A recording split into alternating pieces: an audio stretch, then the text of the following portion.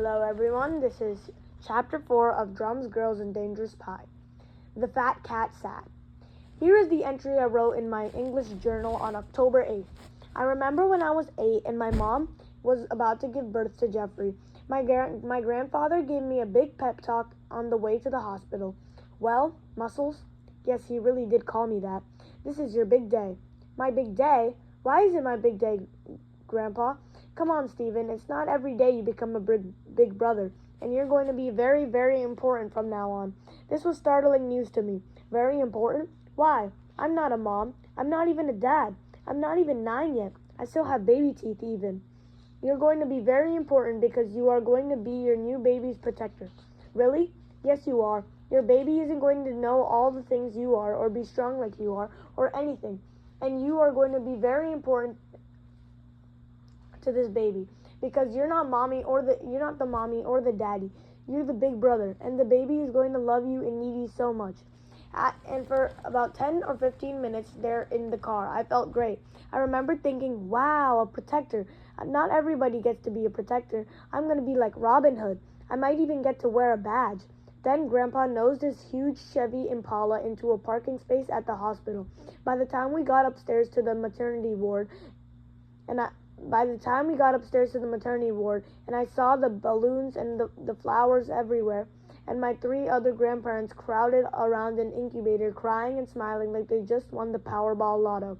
I was having second thoughts about this whole protector gig. Still though, I have always protected Jeffrey. When he was 3 and fell on a stick in our driveway, I was the one who took him inside and got a Band-Aid and his boo-boo bunny.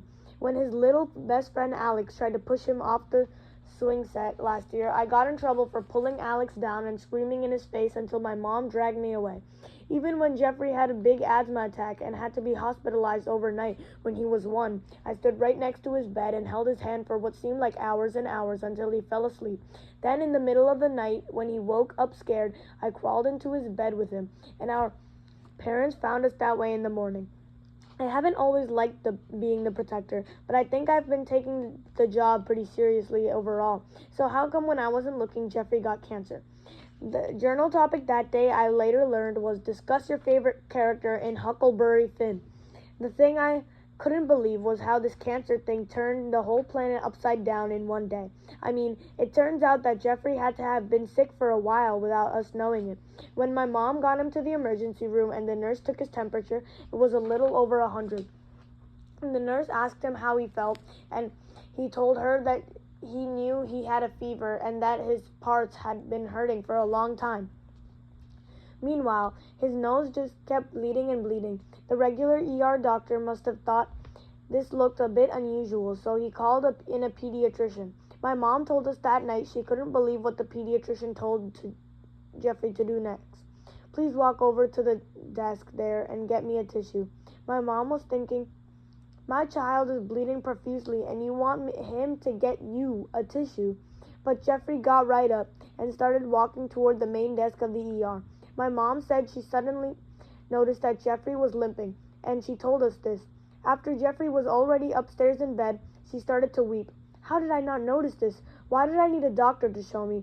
How long has he been limping? How long has my baby been limping around with a fever while I was too busy grading papers and making dinner to even look at my Jeffy?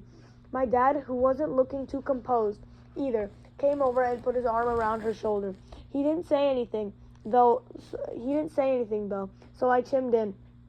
Mom, we were all too busy to notice. It's not just you. He even told me this morning that he was cold and his parts hurt, and I just thought he was Jeffrey being Jeffrey. I was bummed that he interrupted my practicing to ask for breakfast, my own brother, and all he wanted was some oatmeal. Now I was getting truthfully a bit weepy myself. See what I mean about cancer turning everything upside down? The pity festival went on for at least another hour, with each of us pretty much saying over and over that this was somehow our fault. Now let's face it, I'm smart enough to know logically that Jeffrey didn't get sick because I stole change from his piggy bank when he was 3 and bought Tic Tacs for my whole class with it. But for some reason, on that horrible first night, it seemed as though everything I ever did to Jeffrey had probably caused some horrible genetic damage. And now, there we were, confessing our sins. Finally, I asked my parents what was going to happen next. They told me that my mom would be taking Jeffrey to Philadelphia, an hour and a half away. First thing in the morning for some medical tests. So he might not even have cancer, right? If the experts are in Philly, these local doctors are probably wrong pretty often. And then tomorrow night, you'll come back, right? And you'll tell us it was a mistake? My dad chimed in. Anything possible, son. But Mom wasn't in a mood for optimism. We won't be coming back tomorrow night, Stephen. What do you mean you won't be coming back tomorrow night? What about Jeffrey's school? If he misses 2 days of kindergarten in a row, he'll probably miss like a whole letter of the alphabet. And what if it's a vowel? Then he'll have this huge problem with reading. He'll read the fat cat sat, but he'll think it is the Very funny, Stephen. And what about your work, Mom? Both of my parents got really, really quiet all of a sudden. I knew this was not a good sign. Finally, my dad spoke. Mom might not be working for a while. But what? But why? How did... Stephen, I had a long talk with my principal today. There's a pretty good chance I'll be taking some time off of work. Wow, Mom, you were pretty busy today. She looked away. I guess because I was nervous, I started to recap the day's events out loud. So, okay, here's October 7th with the Alfer family. Wake up as normal people. Younger son gets nosebleed. Older son goes to school. Dad goes to work. Younger son goes to emergency room. Younger son allegedly has cancer. Mom quits job. Mom and younger son get ready to skip town. Father and older son stand around like idiots and prepare to buy a huge supply of, TV dinners? Please calm down, Stephen. We're all going to have a big adjustment to make. Adjustment? Adjustment? Getting a new car is an adjustment. Switching math classes is an adjustment. Finding out your brother has leukemia, supposedly, and that your mom is now unemployed and that they're running off to the city in the morning, leaving you and your father to starve to death alone is not an adjustment. Stephen, this is not about you. How do you think your brother feels right now? Then we had another one of these new despairing silences until I had to ask a question that somehow hadn't occurred to me. Mom, how much does Jeffrey know?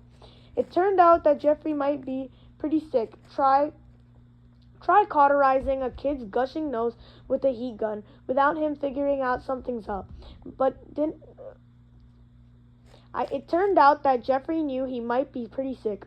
Try cauterizing a kid's gushing nose with a heat gun without him figuring out that something is up. But didn't understand too much about the details. My mom hadn't wanted to worry him prematurely. When she told him that he would have to go with her to the big city in the morning to see another doctor, all he had asked was, "Will Stephen come too?" This was the one piece of information that put me over the edge. I started crying, but when my mom started coming over to hug me, I ran upstairs for bed. I had known that this would basically be for the last time I'd have both parents paying attention to me at once. I probably would have taken the hug. I could hear my parents talking for a long, long time before I fell asleep, but nobody came up to check on me.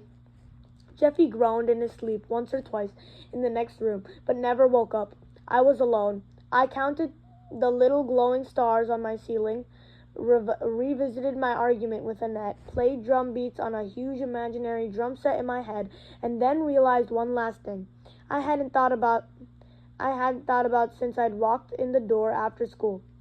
And I muttered in the darkness, "Guess what, Mom? I'm going to be the star of my spring concert." Okay, guys, so that is it for chapter 4, I think. The Fat Cat Sat. See you tomorrow for chapter 5. Yeah.